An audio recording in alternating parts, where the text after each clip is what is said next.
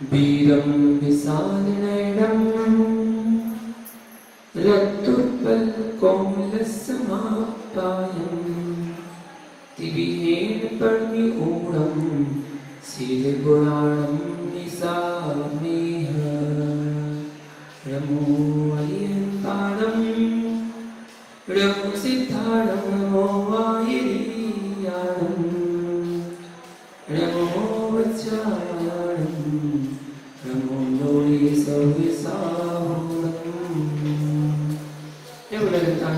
श्री भगवान की आचार्य भगवान कुंद स्वामी की परम पूज्य गुरुदेव जी महामुनि राज की उपाध्याय श्री निरंजन सागर जी महामुद्राज की जय। महानुभाव, सील पाहुर ग्रंथ अष्ट पाहुर ग्रंथ का एक भेद है जिस पर पूज्य गुरुदेव ने टीका को लिखा। उसी टीका की व्याख्या चल रही है 5वें 6वें नंबर गाथा की। यहाँ पर हम जान रहे हैं इस प्रकार आचार्य श्री ने सरल शब्दों के माध्यम से उस सील पाहुर ग्रंथ को हमारे सामने परोस कर रख दिया है। क्या कहते हैं आचार्य भगवान? दर्शन विहीनम लिंग है। दर्शन से सम्यक दर्शन से रहित जो लिंग ग्रहण अर्थात श्रमोचित निर्ग्रंथ वेश का जो ग्रहण या धारण होता है वह भी इसका निरर्थक होता है, इस वाक्य के साथ अन्वय होता है। अचेलकता कमंडलू इच्छी का धारण एवं केस लौच आदि से युक्त वह द्रव्यलिंग होता है। वह जो धारण किया जाता है वह सम्यक्त के अभाव में निरर्थक ही होता है। यह भाव है सम्यक्ता युक्त, वही द्रव्यलिंग भावलिंग के नाम से कहा जाता है।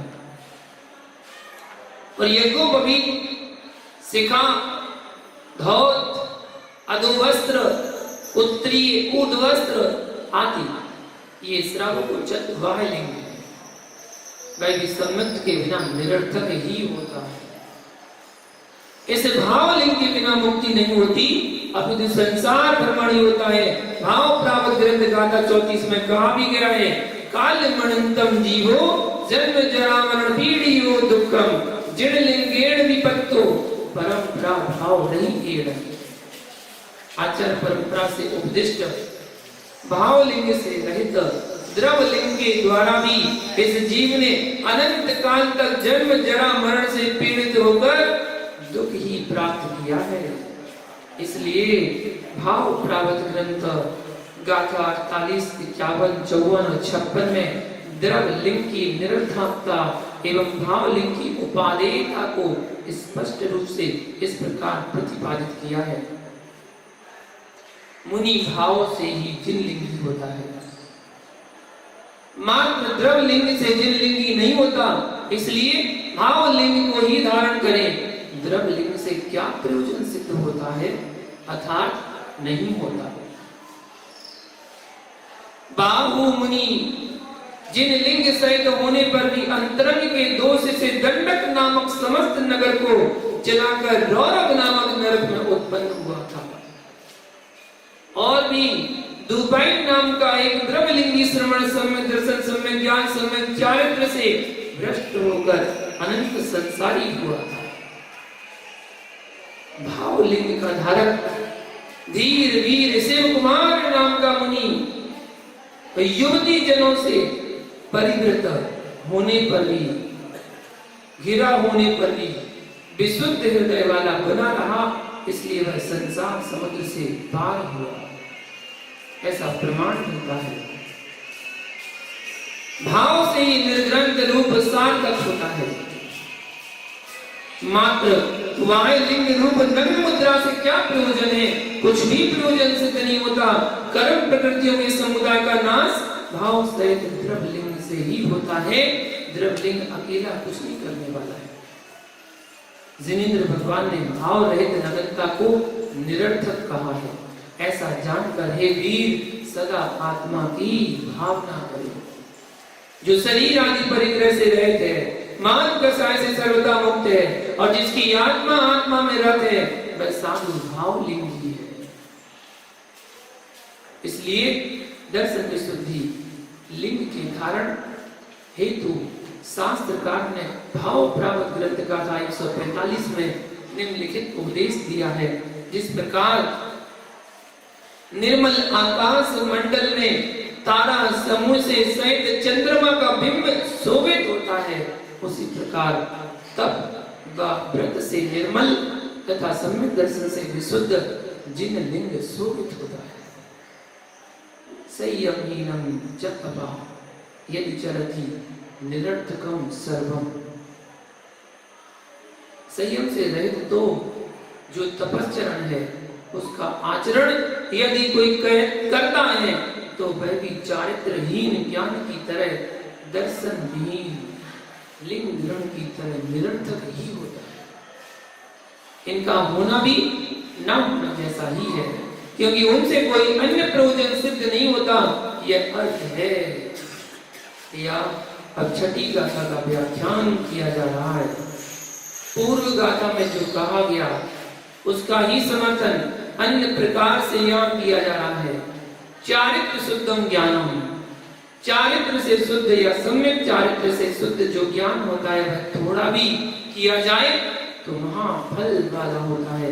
इस प्रकार गाथा के अंतिम वचन के साथ अन्वय करना चाहिए। इस प्रकार दर्शन विशुद्धि लिंग ग्रहणम, सम्यक दर्शन से शुद्ध यानी मिथ्या दर्शन रहित विशुद्ध द्रव्यलिंगीय भावलिंग होता है। वह थोड़ा भी हो तो महाफल वाला होता है, अर्थात वह महाफलदायक कर्म निर्जरा आदि महाफल वाला होता है, ऐसा जानना चाहिए। भावलिंग का धारण किस रूप में किया जाता है, इस विषय में भाव प्रावत ग्रंथ गाथा के अंतर में निर्देश इस प्रकार दृष्टिगोचर होता है। क्या मुनि पहले मिथ्यात्व आदि दोषों को छोड़कर भाव से अंतरंग से नग्न होता है और बाद में जिनेंद्र भगवान की आज्ञा से वाह लिंग या वाह भेष को धारण करता है। भावी हुई रखो मिच्छताई या दोष चैतूहम पश्चात बेण मुनि पैडदी लिंगम जिणाण आए। मिथ्यात्व आदि दोषों के अभाव होने पर होने वाली भाव विशुद्धि की भाव लिंग को प्रकट करती है। वह स्वर्ग मोक्ष आदि की साधन होती है। भाव शुद्धि रहित द्रव्य लिंग तो दुर्गति का कारण होता है। भाव प्राप्त ग्रंथ गाथा 2, 74 और 100 नंबर में कहा भी गया है, निश्चय से भाव जिन दीक्षा का प्रथम लिंग है। द्रव्य लिंग को तुम परमार्थ मत मानो, भाव ही गुण दोषों का कारण है, ऐसा जिनेंद्र देव ने कहा है। भाव ही इस जीव को स्वर्ग व मोक्ष के सुख का पात्र बनाता है। जो मुनि भाव से रहित है वह कर्म मन से मलिन चित्त वाला त्रिंच गति का पात्र व पापी है। भावलिंगी मुनि कल्याणों का की परंपरा को एवं अनेक सुखों को भोगते हैं, किंतु द्रव्यलिंगी मुनि मनुष्य मतलब कुमनुष्य त्रियंच व कुदेहों की योनि में दुख पाते हैं। और भावलिंगी के विषय में अन्य भी जो कथन सारभूत ज्ञानोपयोगी व प्रसंगोचित उसे यहाँ प्रस्तुत किया जा रहा है। उदाहरण भाव प्रावत ग्रंथ गाथा 69, 71 और 111 नंबर गाथा में इस प्रकार निरूपण किया जा रहा है। हे जीव, तुझे उस नग्न मुनि पने से क्या प्रयोजन? वह द्रव्यलिंगी तो अपयश का पात्र है, पाप से मलिन है, पैशून्य, हास्य, मात्सर्य व माया से परिपूर्ण है। जो धर्म से निप्रवास करता है, दूर रहता है, जिसमें दोषों का आभास रहता है और जो ईख के फूल के समान निष्फल व निर्गुण रहता है, वह नग्न रूप में रहने वाला नट श्रमण है, अर्थात साधु नहीं अपितु नट है जो खेल दिखाता है। हे मुनि, तू भावलिंग की शुद्धि को प्राप्त करके 4 प्रकार के केशलोच, वस्त्र त्याग, स्नान त्याग, पिछी कमंडलू धारण, वाह लिंगों को सेवन कर, क्योंकि भाव रहित जीवों का वाह लिंग स्पष्ट ही अकार्य कर अथवा व्यर्थ है, ऐसा बताया। मोक्ष प्राप्त ग्रंथ गाथा 61 में भी कहा गया है, सो साधु बाह्य लिंग से तो सहित है, किंतु जो अभ्यंतर लिंग रूप आत्मीय संस्कार से रहित है वह आत्म चारित्र से भ्रष्ट है तथा मोक्ष मार्ग का नाश करने वाला होता है। मूलाचार ग्रंथ गाथा 910 में कहा गया है, अचेलक कमलोचो पोषक शरीर दाया बड़ी लिहरम ऐसो मूलिंग कप्पो चतुर्विधो बोधि नायक। नग्नता, केशलोच, शरीर संस्कार का अभाव एवं पिछिका, इन 4 प्रकारों वाला लिंग भेद है, यह जानना चाहिए। प्रवचन 7 गाथा 3 अध्याय में 5वें 6वें नंबर गाथा में बताया गया है कि जो सद्यो जात बालक के समान निर्विकार निर्गंध रूप धारण करने से उत्पन्न होता है, जिसमें मस्तक पर दाढ़ी मूंछ के बाल उखाड़ दिए जाते हैं, जो शुद्ध है, निर्विकार हैं, हिंसादी पापों से रहित हैं और शरीर की सार संभाल व साज सजावट से रहित हैं, वह वाह लिंग होता है। तथा जो मूर्छा पर पदार्थों से आसक्ति व आरंभ हिंसादि से रहित होता है, उपयोग व योग की शुद्धि से सहित है, पर की अपेक्षा से दूर अपराधीन है एवं मोक्ष का कारण है, वह अंतरंग लिंग भावलिंग जिनेन्द्र देव द्वारा उपदिष्ट है। संयम सहितम च तपः स्तोकमपि महाफलम भवति। संयम के साथ जो तप किया जाता है वह भी भली स्तोक अर्थात अल्प ही हो, महाफल अर्थात कर्म निजरा आदि जैसे महान फलों को दायक या साधक होता है। संयम धर्म तो महाव्रत समिति बुद्धि कसाय निग्रह व इंद्रिय जन्य आदि रूप होता है। यह ज्ञातव्य है। प्राकृत पंच संग्रह गाथा 127 में कहा भी गया है, 5 महाव्रतों का धारण करना, 5 समितियों का पालन करना, 4 कसायों का निग्रह करना, मन वचन काय रूप 3 दंडों हिंसा का त्याग करना और 5 इंद्रियों को जीतना, इन्हें संयम कहा गया है। 12 अनुपेक्षा ग्रंथ में गाथा 76 में ही बताया गया है, मन वचन काय की प्रवृत्ति रूप दंड का त्याग कर तथा इंद्रियों को जीतकर जो व्रत व समिति के पालन रूप प्रवृत्ति करता है, उसके नियम से संयम धर्म होता है। यहाँ यह विशेष ज्ञातव्य है, संयम व व्रति में अंतर ही माना जाता है। समिति सहित व्रत संयम रूप है और समिति रहित होने पर तो वे विरति रूप होते हैं, ऐसा धवला ग्रंथ पुस्तक 14 पृष्ठ 12 में बताया गया है।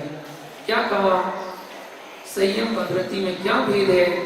समिति सहित महाव्रत व अणुव्रत संयम रूप है, समिति के बिना महाव्रत व अणुव्रत व्रति रूप होते हैं। इस प्रकार भव्य सम्यक चारित्र सहित ज्ञान दर्शन सम्यक दर्शन शुद्ध लिंग का धारण तथा संयम सहित तपस्चरण, ये तीनों स्वल्प भी किए जाएं तो अनचाहे पुण्य फल स्वर्ग की प्राप्ति कराते हैं और संवर्ग निजरा मोक्ष रूप परमार्थ फल का प्रदायक होते हैं।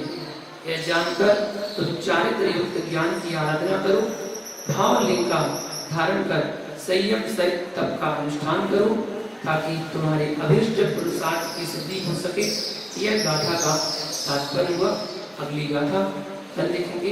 आज के लिए जय बोलो पारसनाथ भगवान की।